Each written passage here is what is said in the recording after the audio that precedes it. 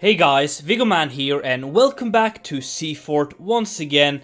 Today is episode 2 and we're going to be working on the surrounding and finishing off the entire island here. If you enjoy this series here, if you enjoy my content, make sure to hit that like button and consider subscribing if you haven't. I really do appreciate it.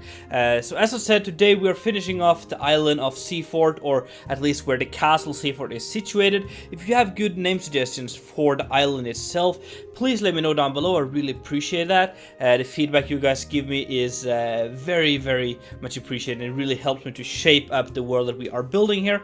Since the last time I've been working on a banner for Seafort. Is something I do want to do for more of the buildings that we're doing to create more of the lore surrounding it. So I'm going to put that up on the screen about now, and then you can also see that in my Discord where everything is situated. So today we are going to play on the lore for this place. As I mentioned last time, the island here has been the home for people for centuries, maybe millennia.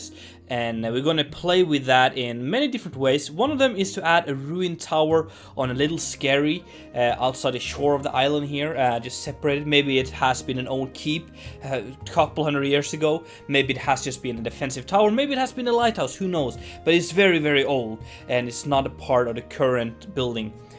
But the people that live here now, the lords of Seafort, is now using that as a little bit of a lighthouse where they can guide people into their harbor.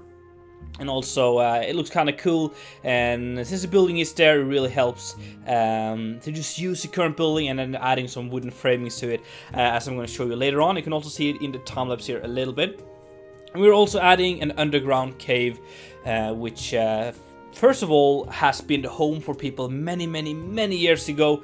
There are old skulls on the floors, there are carvings and runes in the walls, and it's very old, very moody, but it's also been added or connected up to the mountain itself, so that the lords and people in the castle can use that as an escape tunnel if that is necessary. They lead through that and out to the little beach, and where there's a little boat, and they can just row away or row to shore or something. So that's kind of cool. Again, playing on the lore. We're adding a little harbor for small boats to transport goods in and to and from the castle, and then it's basically adding some farms, some small houses, some sheds, a little house for the Lord Commander of Seafort, and just supplies, and making it all feel alive in a way. So that is basically what we're doing today. Later I'm going to show you in a first person point of view so we can see all of that. So let me finish off the time lapse and then we'll take it from there.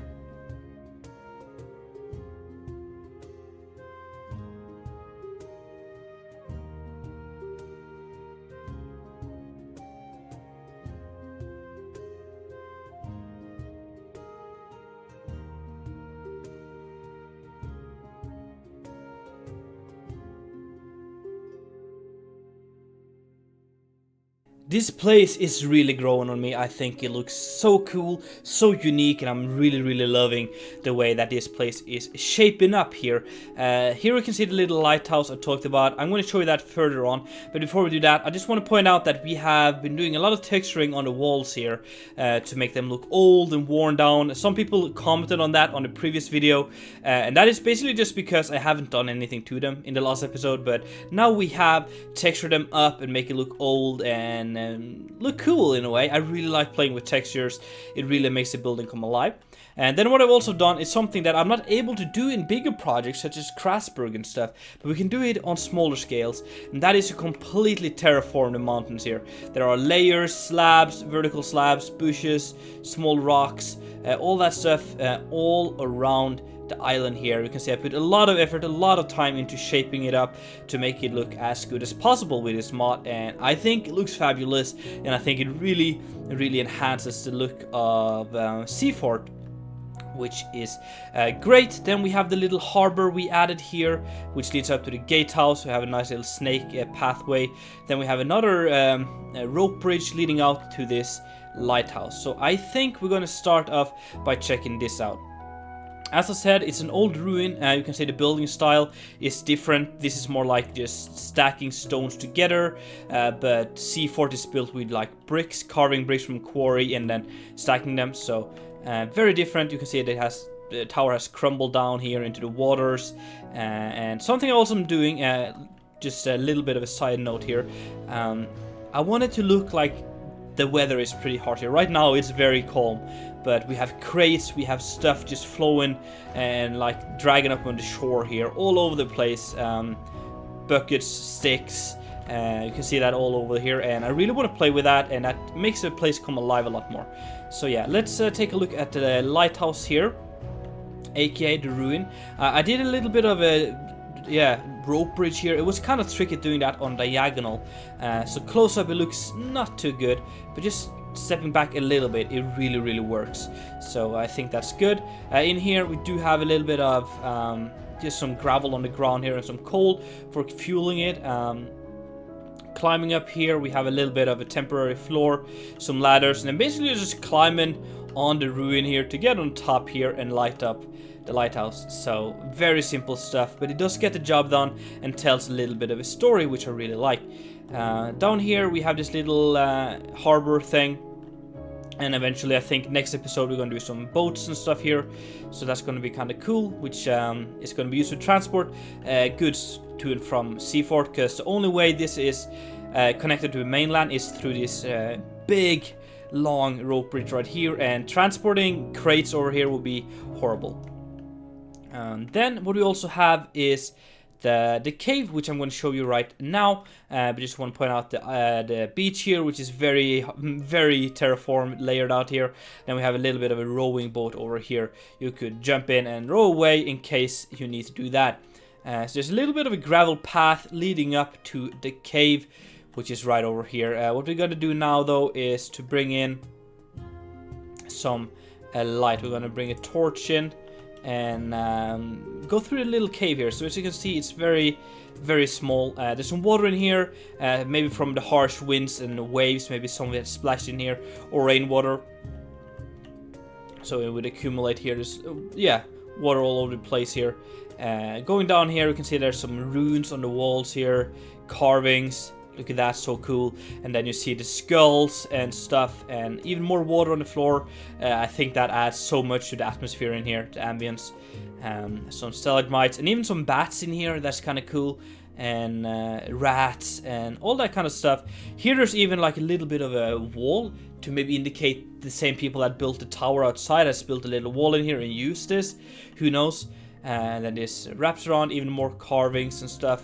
Around here, up and around, and then up a little ladder, and then you get into the main castle. This is the cellar, the buttery over here, and the pantry, and then this wraps around and you're inside the main castle, which is really cool. I like the way that kind of ties together and adds so much to the lore of this place. What I've also been doing is I've been adding the texture to the ground here. Really happy with that. Added some training archery ranges here, a lot of planks and stuff, just miscellaneous to make it feel alive in a way. We have some planks being cut up here, people working with that. We have some new tiles coming in, some new bricks, white bricks, which is a one they use here. Maybe they're working on something, repairing stuff, and just minor things here and there. And I also added a little bit of a basement to this building below the feast hall, where we have some arrow slits so you could defend this side of the castle as well, and just some storage and things, you know. So let's run around here and check out what's on the other side.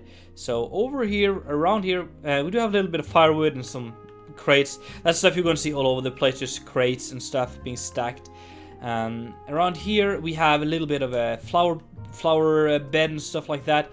And my idea here is that I want Seafort to look as if it's not as wealthy as it once was. So a lot of the flower beds you can see is really dying, it's drying out, it's not that pretty, there's not any flowers in here, it's basically just weeds and stuff. And that's kind of what I've been doing here. We have some more of that here. We do have some big trees, and that adds so much to the place here, to the entire area of, or the entirety of the island here. But as you can see, it's very overgrown, it's old, it's dry, it's not really well kept, and that's kind of the vibe I want to play with this area here. Again, here more of this just dried out stuff. And a little patio up here we could sit and eat and just relax in the front of the castle here. So yeah, that's nice. And this house right here is for the Lord Commander, who would kind of make sure that everything is okay with defense and stuff.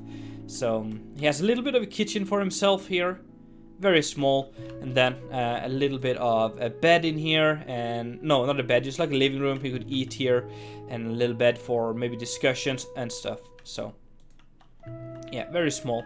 And then we have a little upstairs here where there are 2 beds for the Lord Commander, maybe a high nobility guard or something like that. So that's that little house. We have a little chicken coop over here, just running around. We have some seagulls attacking the food plates. At least in Norway, that's a big problem. I'm not sure that's how they do all over the place, but the seagulls are super annoying. And down here you can see the most handsome person on the island, Mr. Piggy. Look at that, look at him, he's so cute. So he has a little bit of a pig enclosure here, and we do have some small farms just in case we need to support ourselves for a while. We do have some cabbage here, we have pumpkins, some beans. We also do have some birds. I don't think we're going to eat the birds, but we do have some birds over here.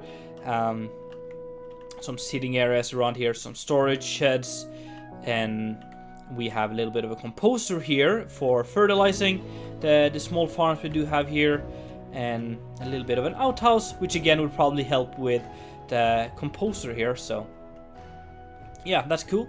Inside here we have a little bit of just a storage building, some crates and stuff.